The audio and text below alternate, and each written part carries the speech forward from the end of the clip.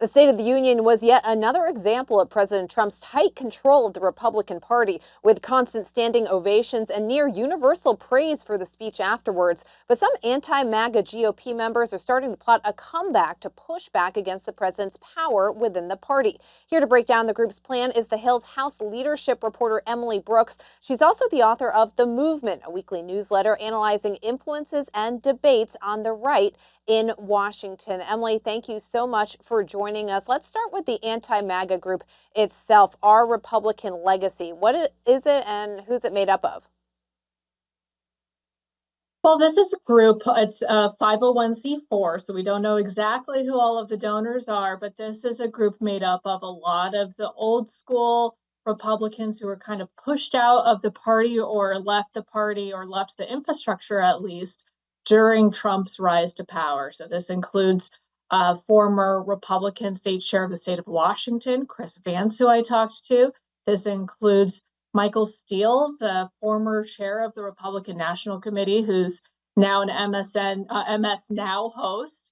So those are the kind of people who also include people who previously endorsed Joe Biden over Donald Trump in the 2020 election, but they haven't said that they are leaving the party altogether, and now they're looking to try and regain power within the Republican infrastructure, eyeing the end of the Trump years and hoping to move on from MAGA and move back to a Republican ecosystem and ideology that doesn't include a lot of what MAGA stands for.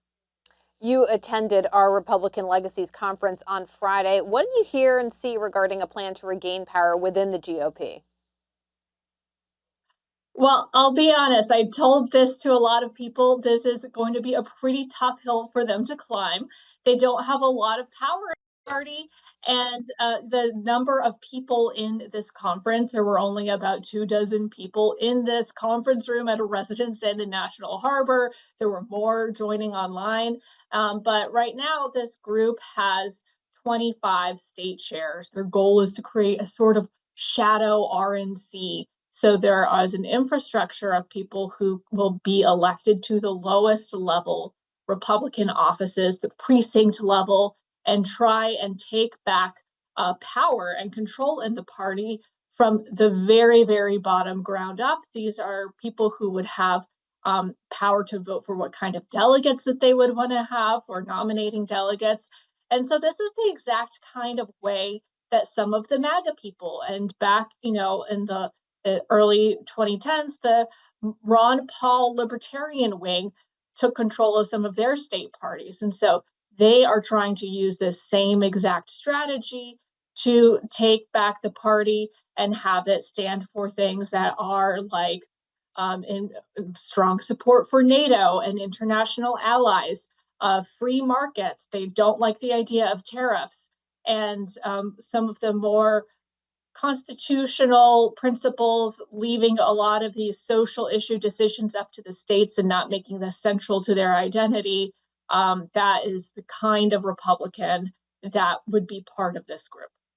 There was some talk among some of the members about certain candidates they'd like to see run for president in 2028. Who are some of the names you heard, and what did they think of the frontrunners, Secretary of State Marco Rubio and Vice President J.D. Vance? Well, that would be the ultimate goal for this group, is to have a Republican nominee in 2028 who is not MAGA. So that automatically disqualifies J.D. Vance. I think I was talking to Chris Vance, and he was saying that there's absolutely no way that Vice President Vance could come and get their trust or their support. He is just written off. Now, he is really the favorite to win that nomination, so that's going to be a pretty tough hill to climb. Who could be an alternative? Well, think of some of the people who ran against President Trump in the primary very unsuccessfully in 2024. Nikki Haley is somebody that they could support. Former Arkansas Governor Asa Hutchinson, former Representative Will Hurd of Texas. These are the more moderate kind of Republicans, anti-MAGA kind of Republicans that they could maybe throw their support behind. But one big question would be, could they support Marco Rubio? I mean, this is a person Marco Rubio, who a lot of these people supported in 2016 when he was running for Trump in that election and that primary. But, since he has become Secretary of State, he has sort of embraced MAGA. He's kind of embraced a little bit of a more populist tune on economics, which unsettles some.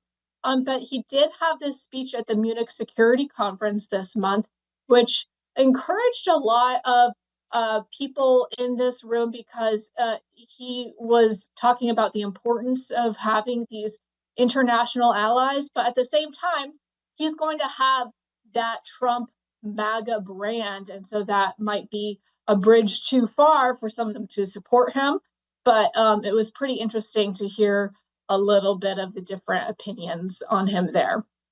After hearing all their ideas, all their proposals, do you think that ORL has a legitimate chance of getting substantial power in the Republican Party, or is this the last gasp of a dying era?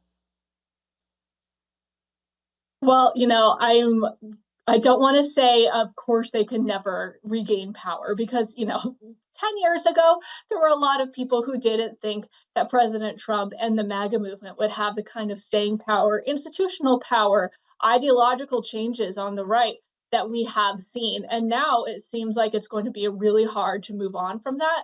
But, think about if Republicans lose the presidential election in 2028, if Republicans and these MAGA candidates this year, there are a lot of MAGA candidates who don't win their races. That could change the landscape, change the dynamic, and change what kind of ideas are popular and interesting. But I did, however, go back and forth with Michael Steele in an interview, with Chris Vance, asking like what do they actually believe, because a lot of the most motivating ideas and policies for that Republican base are a lot of these social issues about like American identity, a lot of these things which make these kind of Republicans really uncomfortable. They're not going to try to be appealing to that really conservative, socially conservative activist base in order to regain that power, and they're always going to be having to face off against them. So,